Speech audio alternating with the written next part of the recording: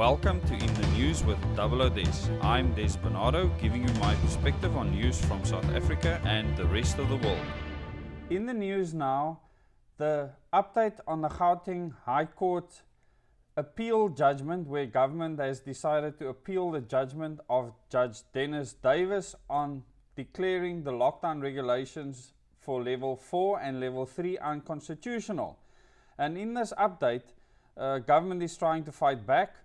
Judgment has been reserved, and I'll just give you a brief update on what actually happened. So, Dlamini Zuma filed an application for leave to appeal after the court declared various regulations governing levels 3 and 4 as unconstitutional and invalid. Her application was heard in the Gauteng High Court, and that started at 10 this morning.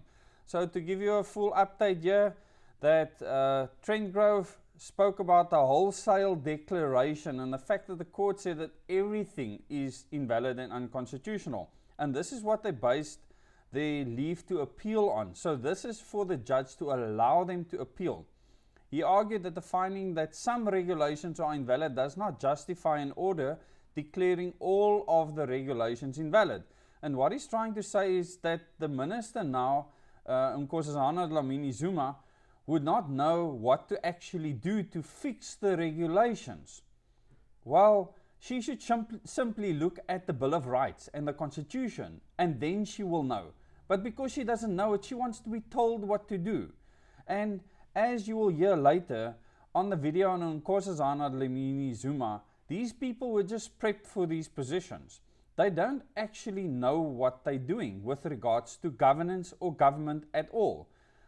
Not Nkosazana Dlamini Zuma, not Cyril Ramaphosa. They have no idea what they're doing. They have no place in government. So Advocate Reg Willis, for the applicants, which is the Liberty Fighters Network, he said to the court that there's no compelling reason for why the judgment needs to be unraveled and considered by a higher court. He argued that it wasn't necessary for Judge Davis to list each and every regulation if one accepts that it's a full frontal attack on the wholesale regulations. And I fully agree with that.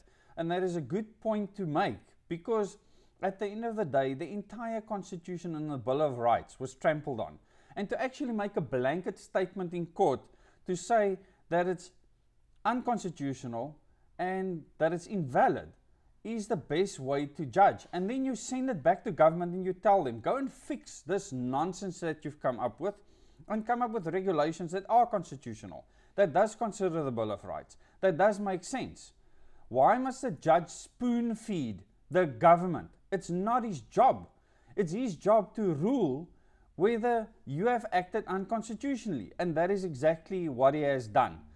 So it's important to know what the judge said. He says the judgment is reserved, and Judge Davis, who is the same judge that pronounced the judgment, he said that it will be delivered shortly. So hopefully we'll get it still today.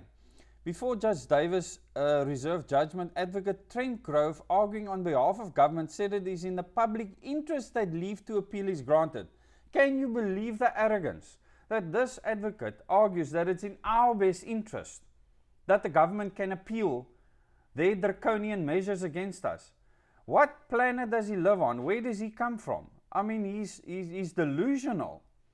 And he said it's hard to imagine a case with more compelling reasons in the public interest to allow leave to appeal. For the Supreme Court appeal to determine whether the original judgment is correct or whether it is incorrect. Both are of profound public importance, Trent Grove said. Well, the original judgment was of profound public importance. So is he disputing this? The public welcomed it with open arms. So I'm not sure if Trent Grove understands what the public means in this regard. Maybe he speaks of special business interests.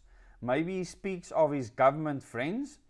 Maybe he speaks of the taxpayers' funds, the taxpayers' money that's paying his bills. Maybe that's what he's speaking about. He's certainly not speaking about the taxpayers' interest at all. I will keep you updated once this judgment lands, and I'm really looking forward to it. Thank you very much.